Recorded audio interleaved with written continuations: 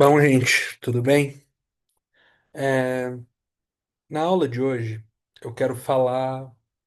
Eu não vou falar de um jogador, eu vou falar de uns drills, mas antes eu quero falar um pouco sobre ele, para vocês entenderem o gabarito do cara que vai estar passando esses drills, esses exercícios para vocês. É bem possível que vocês já tenham ouvido falar do nome Pistol Pete Maravich. Pistol Pete Maravich, se você quiser ser purista na pronúncia. Gente. Esse cara, ele foi um grande jogador de basquete, jogou no New Orleans Jazz, sim, o Utah Jazz era de New Orleans, o New Orleans Pelicans, ou nem o Hornets existia, muito menos o Pelicans. É, assim, ele foi um grande jogador da NBA, ele jogou por coisa de 10 anos, depois ele sofreu um acidente, teve uma morte trágica, mas assim, ele foi um grande jogador, ele era um cara não muito alto, tinha 1,90 m e poucos, 1,94 m, 1,95 m. Mas o que diferenciava ele era a agilidade, a habilidade com a bola. Então ele era um garoto que tem filmes sobre ele. Ele é um garoto que estava com a bola de basquete o tempo inteiro. Ele ia para a escola, ele ia batendo uma bola de basquete, ele ia andando. Ele voltava, ele estava batendo a bola, para se acostumar a nunca perder a bola. Ele é um dos grandes do início dos caras que faziam dribles impressionantes e dos grandes passadores, primeiros grandes passadores. Ele é mais velho que Magic, mais velho que a Isaiah. Anterior a ele, eu diria que ele modernizou muito a ideia do armador hoje em dia. Essa ideia do armador showman, controle de bola, próprio arremesso de longe é uma coisa que ele desenvolveu. Porque, vamos lá, carreira da NBA. Ele foi um cara de, durante a carreira, 25 pontos por jogo, que é muita coisa, principalmente porque jogou numa era sem bola de três e não era um pivô, era uma época em que os pivôs dominavam. Mas antes disso, eu quero que vocês prestem atenção numa coisa aqui: as estatísticas dele na universidade, tá? Não se assustem, tá bom?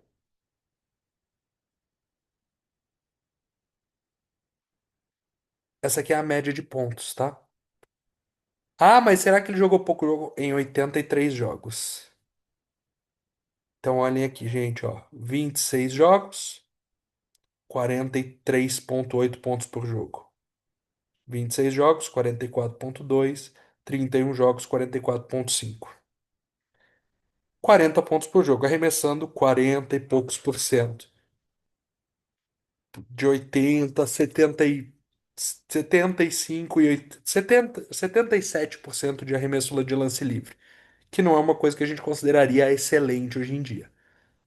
Faz-se as contas de que se tivesse a linha de 3 quando ele jogou, esses números aqui estariam mais perto de 50 do que de 40, tá? Porque ele era um cara que jogava longe.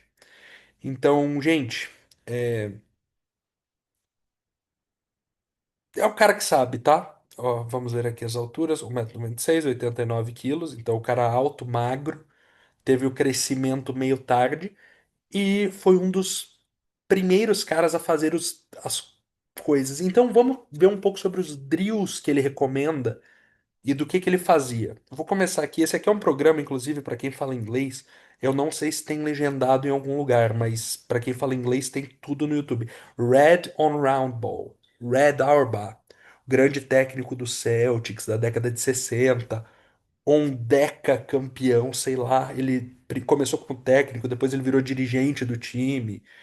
Então, muito do que o Celtics ganhou na sua história é por causa desse cara aqui. A grande maioria do que ele ganhou tem a ver com esse cara aqui, não é só por causa dele.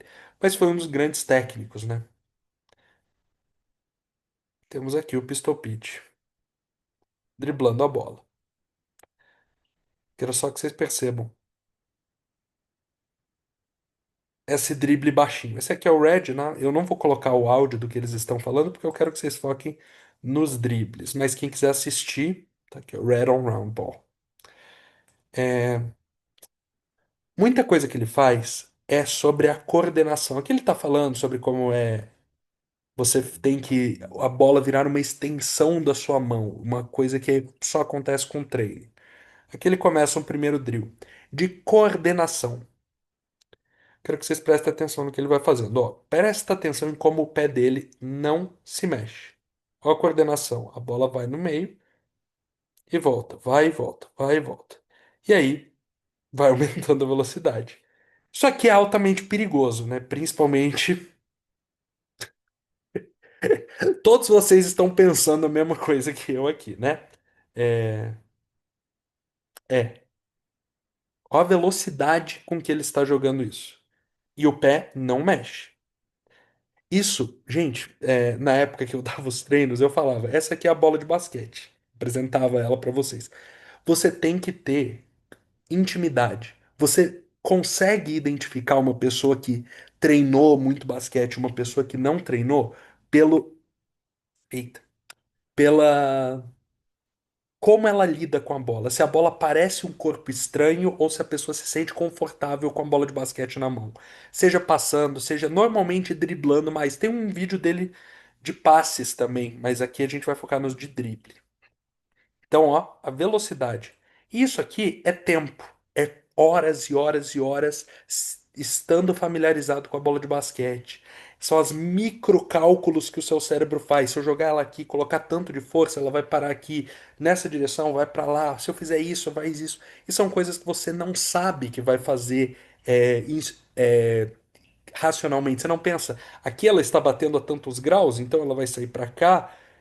Isso você faz automaticamente com o seu subconsciente. São coisas que você vai fazendo automaticamente. Cara dele. E aí aqui, esse aqui é um que eu gosto muito, na verdade, ele demora um pouquinho pra começar a fazer.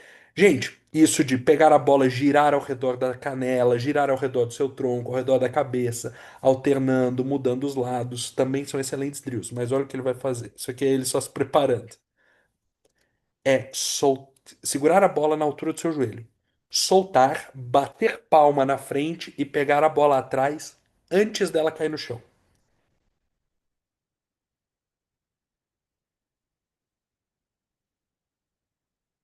Eu vou colocar na câmera lenta.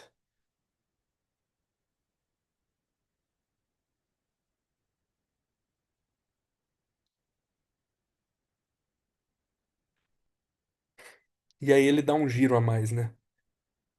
Ó a velocidade, gente. Isso é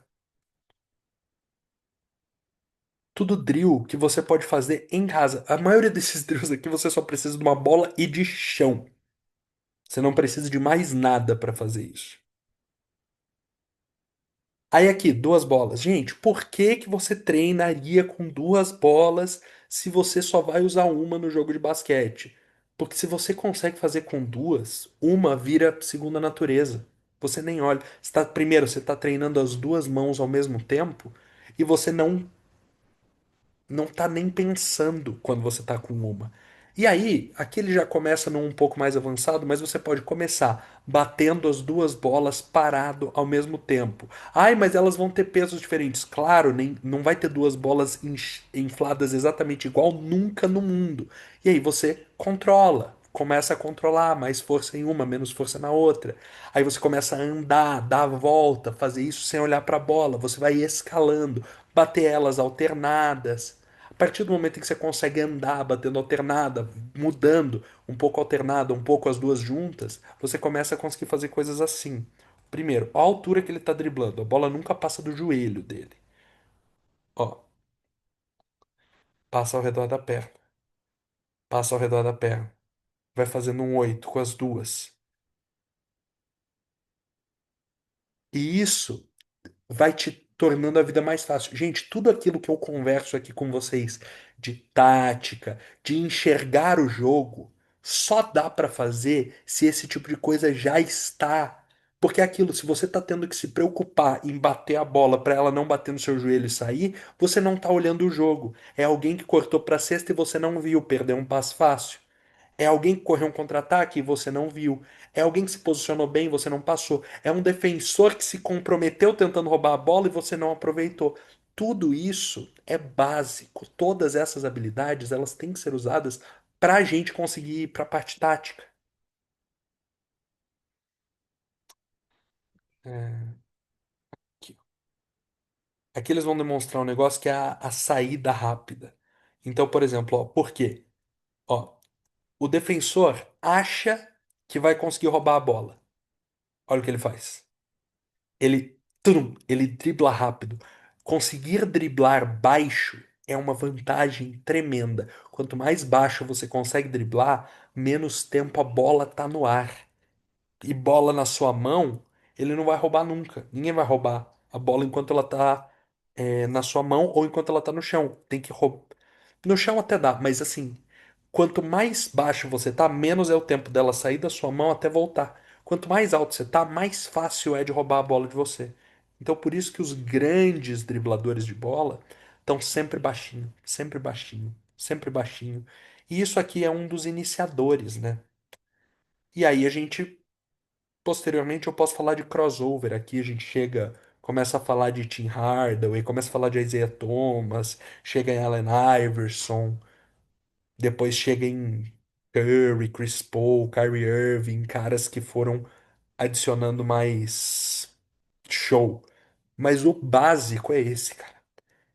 Esses exercícios de coordenação, esses exercícios de drible, dá pra fazer em qualquer lugar que você tiver uma bola de basquete. Não recomendo fazer em casa, tá? Porque vai derrubar coisa. Mas são exercícios que você pode fazer. E são exercícios que vão te tornar mais capaz de fazer tudo na quadra de basquete. Porque se você não tem que pensar em bater bola, o resto fica fácil. Não é que fica fácil, mas fica mais fácil. Beijão, gente.